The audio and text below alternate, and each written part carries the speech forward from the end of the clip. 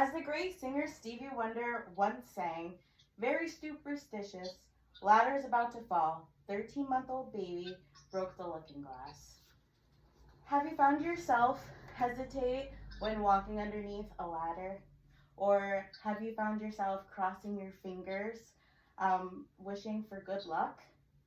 These irrational behaviors are part of a phenomenon known as superstitions. Today, I will talk about the psychology of these superstitions.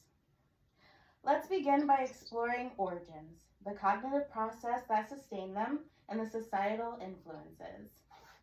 My personal connection due to culture and background for superstitions is sweeping over someone's feet, which in turn means you spit on the broom.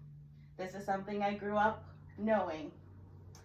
So, in an article called U.S. News, Stacy Colino, award-winning author in 2016, wrote that in a 2014 survey, 2,236 people in the U.S. believe that picking up a penny brings good luck. 21%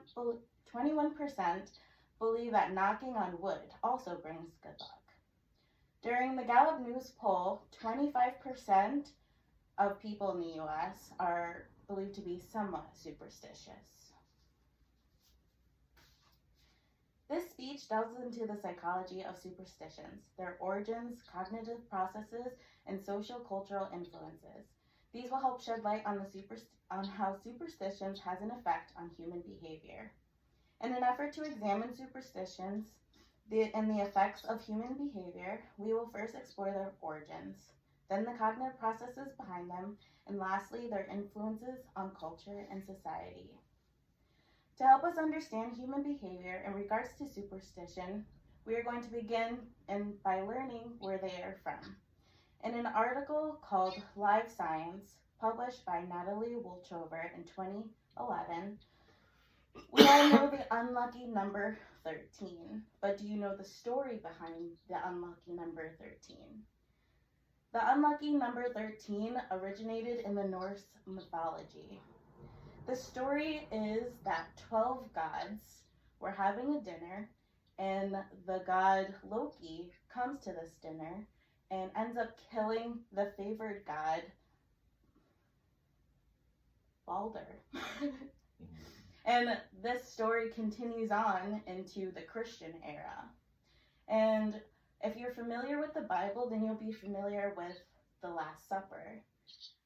There were 13 disciples, and one of the disciples named Judas betrays Jesus, making the number 13 unlucky and continues to be unlucky throughout, today. And now today we celebrate things like Friday the 13th. And Friday the 13th makes people have, scared. They fear the number 13. Now that we've examined the origin, let us discuss the cognitive process behind superstitions. Humans are inherently wired to recognize patterns. This is a survival instinct. According to the National Geographic article published in 2011 by Brian Handwerk and John Roach, the fear of 13 is called triskaidekaphobia. This comes from negative events happening on the 13th of the month, or so people think. The human brain seeks to impose order on randomness, leading to the creation and reinforcement of these superstitions. There's also an article called Medicine Net, published by Kartik Kumar, with the belief in superstitions that the belief in superstitions can reduce anxiety and promote a healthy mental health attitude. We have discussed the origins of superstitions and the cognitive processes. Lastly, let's discuss the socio-cultural influences due to superstitions. According to UX Collective article, Michael Buckley wrote in 2023 that superstitions have influenced cultures, like the number 13 being skipped in big buildings. In a lot of buildings in the United States and Europe, the number 13 is actually skipped. They're not on the elevators. Also, a fact that I didn't know that originated in New England was witch windows. They come from the colonial era, and they were created to keep witches from getting in your homes. So they built windows into the homes at 45-degree angles. According to Medium, Vedic Me in 2023 wrote, superstitions come from many sources, such as religion, folklore, and traditions, and this shapes everyday life, which can influence our cultural norms and our decision making.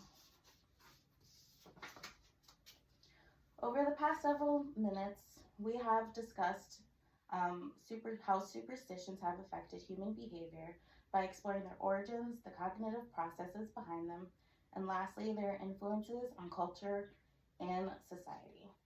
As the great singer Stevie Wonder once sang, 7 years of bad luck. The good things in your past, when you believe in things that you don't understand, then you suffer. Superstitions ain't that way.